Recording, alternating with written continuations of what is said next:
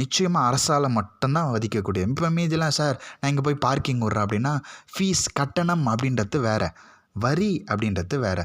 வரி அப்படின்றது எந்த ஒரு இடத்துலையுமே வந்து கவர்மெண்ட்டால் மட்டும்தான் வாங்க முடியும். அது மத்திய அரசாக இருக்கும், இல்லை மாநில அரசாக இருக்கும், இல்லை ஒரு இந்த கீழே இருக்குது பாருங்கள் இந்த உள்ளாட்சி லோக்கல் பாடிஸ் அவங்க வாங்குறதா இருக்கும்.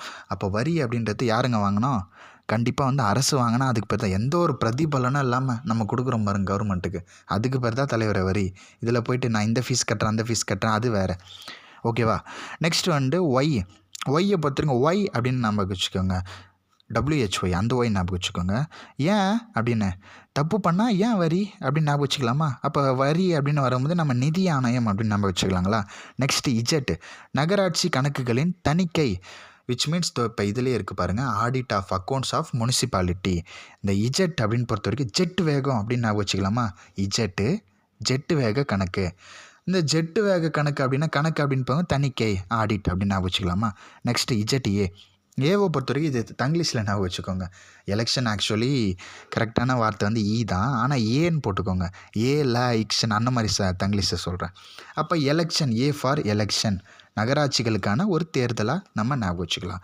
நெக்ஸ்ட் வந்து பி ஃபார் பாஸ் அப்படின்னு ஞாபகம் வச்சுக்கலாமா? ஒன்றும் இல்லைங்க, ஒரு யூனியன் இருக்கா, எங்கள் யூனியன் தலையை கேட்டு எதுவும் இருந்தாலும் சொல்லுங்கள், எங்கள் தலை ஆடாமல் வால் ஆடாதுங்க, இப்படி பண்ண மாட்டாங்க அப்படி பண்ண மாட்டாங்க, டைலாக்லாம் இவ்வளோ பார்த்துக்கிறோம் சினிமாவில்.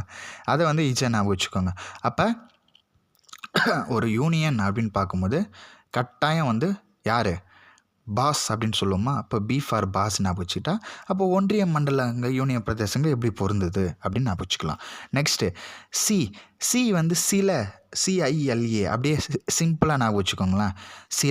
இந்த இப்போ ஏன் ஸ்பீடாக சொல்கிறோம் அப்படின்னும் போது கொஞ்சம் ஷார்ட்ஸ் டைம்ன்றதுனால டக்குன்னு போயிடணும் அப்படின்றதுக்காக சீக்கிரம் சொல்லிட்டு இருக்கேன். அது நீங்கள் பொறுமையாக ஓட்டி 2-3 தடவை கூட கேளுங்க.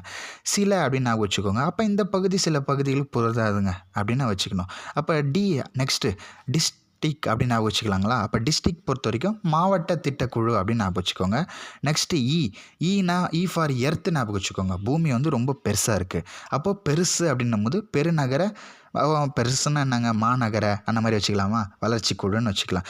நெக்ஸ்ட்டு எஃப் ஃபார் ஃபாலோ அப்படின்னு ஞாபகம் வச்சுக்கோங்க. ஒரு நிகழ்நிலையில் இருக்குங்க சட்டம் ஊராட்சி, அதை அப்படியே தொடர்ந்து இருந்த அப்படின்னு அந்த மாதிரி ஞாபகம் வச்சுக்கோங்களேன். ஃபாலோ பண்ணுறதுன்னா என்ன, பின்தொடர்தல், அப்படியே தொடர்ந்து இருத்தல் அப்படின்னு வச்சுக்கலாங்களா?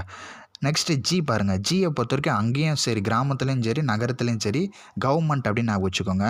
அப்போ தேர்தல் விஷயங்களில் நீதிமன்றம் தலையிட தடை.